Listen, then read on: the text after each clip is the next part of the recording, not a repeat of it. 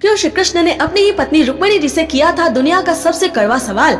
दोस्तों, रुक्मिणी और श्री कृष्ण की ये अनसुनी सच्ची घटना श्रीमद् भागवतम में आती है। एक दिन श्री कृष्ण रानी रुक्मिणी के कक्ष में आराम कर रहे थे तो गोविंद ने श्री रुक्मिणी की ओर देखा और उन्हें कहने लगे, पहले कई धनी राजा जो अपने रूप और चरित्र में आपके योग्य थे वो आपसे विवाह करना चाहते थे। आपके पिता और भाई शिशुपाल से आपका विवाह चाहते थे। आपने मेरे जैसे अनुपयुक्त पति को क्यों स्वीकार किया? मैं तो एक बार अपना ही राज्य त्याग कर जरासंध के डर से समुद्र में भाग गया था। इसके अलावा मैं सांसारिक नैतिकता का सदा ही उल्लंघन करता हूँ। मेरे पास कुछ भी नहीं है, ना धन, ना रूप, ना कुल। निष्ठा ही धनी लोग मेरे जैसे किसी की पूजा नहीं करेंगे। मुझे परिवार, पत्नी, संतान से कोई मोह नहीं है। मैं तो आत्मसंतुष्ट हूँ। ये आपके जैसी सुंदरी के साथ अन्याय है। ये सब कहकर श्री कृष्ण मजाक में खुद को नीचा दिखाकर रुक्मिणी जी की प्रेम परीक्षा लेते हैं। देवी रुक्मिणी जैसे ही श्री कृष्ण के मुख से ऐसी बातें सुनती हैं, तो बिना कुछ बोले पहले तो पत्थर के समान जम जाती हैं और फिर अचानक से जमीन पर गिरकर बेहोश हो जाती हैं।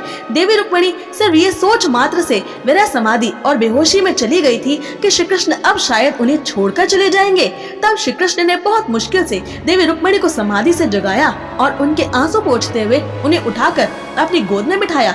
तब देवी रुक्मिणी ने जो कहा वो सुनकर आज भी भक्त रो देते हैं। रुक्मिणी जी ने बताया कि आपने जो कहा सत्य ही कहा। आप ही परम ब्रह्म हैं जो खुद अनंत ब्रह्मांडों को जन्म दे। उसका रंग, कुल, माता पिता, आचरण इस संसार के आम लोगों के जैसे कैसे हो सकते हैं? आप ही हर जीव की आत्मा है, इसलिए आप हर पल उनके साथ होकर भी अपने अंदर रमण करने वाले निर्मोही हैं। और आप प्रेम में ऐसे हैं कि भक्त आसानी से आपको दिन रात अपने मोह में बांधे रखते हैं और आप खुद उनके बंधन में बंधना स्वीकार करते हैं। सर्वश्रेष्ठ ब्रह्म होकर भी कभी भी आप चाहकर भी उनके मोह बंधन से मुक्त नहीं हो पाते हैं। जिन्होंने हर बार जरासंध को हराया वो श्री कृष्ण जरासंध की कैद में फंसे अपने भक्तों की रक्षा के लिए रण छोड़ यानी मैदान छोड़कर भाग जाने वाले का आरोप भी मुस्कुराते हुए लेने को तैयार है। देवी रुक्मिणी का ऐसा प्रेम और ज्ञान देखकर श्री कृष्ण भी महालक्ष्मी रुक्मिणी के भाव के प्रति हाथ जोड़कर नतमस्तक हो गए थे। ऐसा था श्री रुक्मिणी का प्रेम और उन प्रेम की गहराई।